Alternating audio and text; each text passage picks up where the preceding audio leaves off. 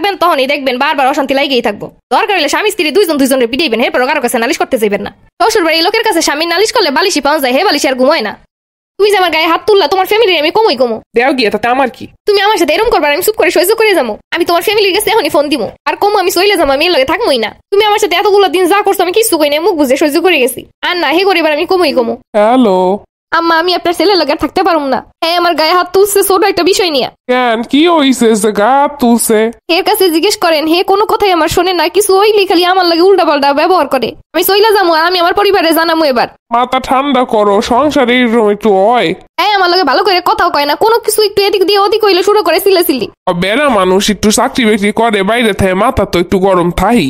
এর মাথায় গরম লেগে থাক, আমি চলে যাবো। আপনি কইছেন যা হইব মেয়ের মতো আপনার সাথে শেয়ার করতে, আমি তাই আপনার ফোন দিছি। আমি আমার পরিবারেও কোনো কিছু এখনো পর্যন্ত কই না, আপনার লগে কথা কনের পর হ্যাঁ লাগে কমু। মাথাটা ঠান্ডা করো, আমি ওর কথা কইতেছি, ওর কি হইছে দেখতাছি। ও আমারে চেনে, ও বোর গায়ে হাত তুলবোর কত বড় সাহস আমি দেখতাছি। হ্যাঁ দেন, আমার কোনো কথাই শোনে না। আমি যে আপনার ফোন দিছি এই লইয়া যে আমার লাগ কি করবো আনে দেখতাছি আমি ওর মা, ও আমার উপরে তো আর যাইতে পারবো না। হ্যালো মা, কেমন আছো? আসি বালা আসি, কমে ঘরে তুই? মা একটু বাইরে বেরিয়ে আমার দ্বারে ফোন দিস। আচ্ছা ঠিক আছে। দেখছো এখন আবার বাইরে চলে যাইতাছে। দাঁড়া, এবার আমি তোমার ভাইরে ফোন দিব। না আর সহ্য করা যাবে না, মুখ বুঝা আমি আর পারতাছি না। হ্যালো ভাইজান। কি অবস্থা তুমগো? আসি, কিন্তু ভাইজান আমি আর থাকতে পারবো না এমনি। কেন কি হইছে?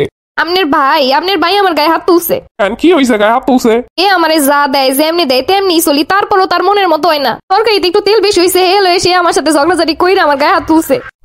বেড়া মানুষ একটু মাথা গরম থাকে, তুমি শান্ত দেখতাছি কথা কো মনে। এরম হইলে আমার আর থাকা সম্ভব না ভাইজান। আমি অনেক চেষ্টা করতেছি, যেমনে রাহে যেমনে যা করে আমি কোনো কিছু কই না, কোনো কিছু চাই না পর্যন্ত। হ্যাঁ, এদিক দিয়ে ওদিক কইলে আমার সাথে ঝগড়াঝাটি শুরু করে, আমার গায়ে হাত তুলে। আচ্ছা মাথা ঠান্ডা হলো, দেখতাছি কথা কইতাছি।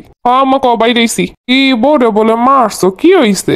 মারছি কি সাদে তেলের যে দাম, তরকারিতে তেল বেশি হইব কে? ঠিকই তো, আমরা একটু গুড়িয়ে এনে তেল দিই একদম কোন রকম, তাতেও তো রান্দা হয়। আমগো তরকারি কি স্বাদ লাগে না? এইডি আমার সংসারটা রসাতলে দিতে আসতে আর ওরে কিছু কমু না। রাগি কইছি ও মাইয়া ওই রমিরি, ও কথা শোন যায় না, কিছু কন যায় না। কি করবি, কপালে আছে। আমার কথা হইছে, আমার কথা উঠতে পারলে উঠবো, বইতে পারলে বইবো। আমরা বেড়ের একটা কথা কইলে কোনো কথার জবাব দিই নাই সারা জীবন, দেখছো আজ পর্যন্ত। তোর বাপে যে রাগ কোনোদিন একটা জবাব দেই নেই, আর হেই এখন গোকালের মাইয়েরা ও মাইয়া ওই রমের কথা শোয়ান যায় না, কর আগেই লাফাইয়ে পরে কথা লইয়া।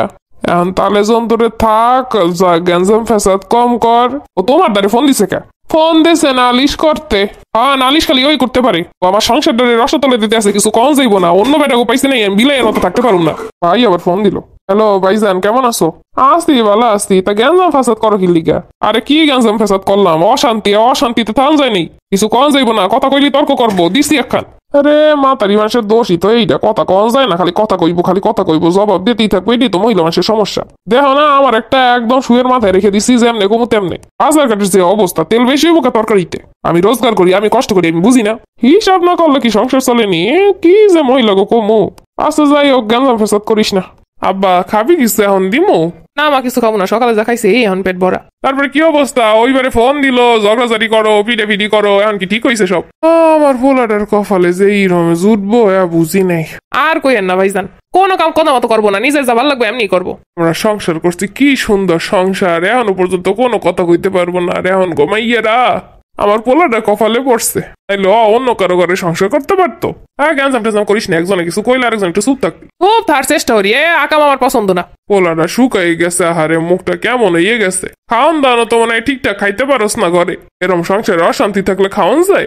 বাবা কত সুন্দর শাসন। ফোন দিয়ে আপনার গার্জিয়ান হিসেবে কইছে আপনারা শাসন করবেন, এর লেগে আর কি সুন্দর শাসন করতেছেন। কষ্ট তোমারই বৌমা, সংসারে চলতে গেলে মাতারি করে একটু ঠিকঠাক করে চলন লাগে। আমার সংসারে যাই দেখেন আমি কেমনে চলি, আর 10 জন কেমনে চলে। অনেক চেষ্টা করছি ভালোভাবে থাউনের। আমার লগে যদি কথা কইতে ভালো না লাগে, আমার প্রতিটা কাজে কাজে যদি হ্যাঁ দোষ ধরে, তাহলে আমি চুপ কতক্ষণ থাকবো? আর একটা উত্তর দিলে সে আমার গায়ে হাত তুলতে হয়। দোষ আমার পোলাডারি, সংসারী মাইয়া দেখকে আনমু। হ্যাঁ না আনছে একখান ও পাল পোড়া আম গো, আর কি দুইটা মানুষ থায় হাও মিললে মিশে থাকতে পারে না, আমরা কি হরমু? সব তো ঠান্ডা হয়ে গেছিল, বাড়িতে আনার পর আবার আপনারাই তো শুরু করলেন। এই সাবধান, আমার ফ্যামিলির লগে যেন কোনো কথা শুনি না, খবর আছে আজকে কই দিলাম। দেখছেন ঝামেলা ঠিক হইছে আর উল্টা বাড়তাছে। ভাবেন স্বামীর ফ্যামিলির কাছে নালিশ দিলে স্বামী ঠিক হয়ে যাইব, ভুলেও না আরো ঝামেলা দ্বিগুণ বাড়বো। প্রতিবার যতবার দেয়া হইব, যতবার কথা হইব, ততবার ঝামেলা বাড়াইবে এরা। খোসা মাইরে মাইরে বাইর করবো যে কি হয়েছিল, কি হয়েছে, কি চলতেছে, কি করতেছে। 2 দিন পর পর এগুলো খোসা মাইরে বাইর করবো আর অশান্তি লাগাইবো। শাসন তো করবো না, উল্টা আপনার নামে যত বদনাম, যত রকমের আপনারে খারাপ বানানো যায় তত রকমের কাহিনী করবো। এর জন্য সংসারে যতই অশান্তি হোক নিজেকে ঘরের মধ্যে রাখবেন, 2 দিন পরে ঠিকই ঠিক হয়ে যাইবো। কিন্তু যখনই তৃতীয় পক্ষ ডাকবেন তখনই দেখবেন বারবার অশান্তি লাগেই থাকবো। দরকার হলে স্বামী স্ত্রী দুইজনের পিটাইবেন, এরপর কারো কাছে নালিশ করতে যাইবেন না। শ্বশুর বাড়ির লোকের কাছে স্বামীর নালিশ করলে বালিশি পাওয়া যায়, হে বালিশি আর ঘুমায় না।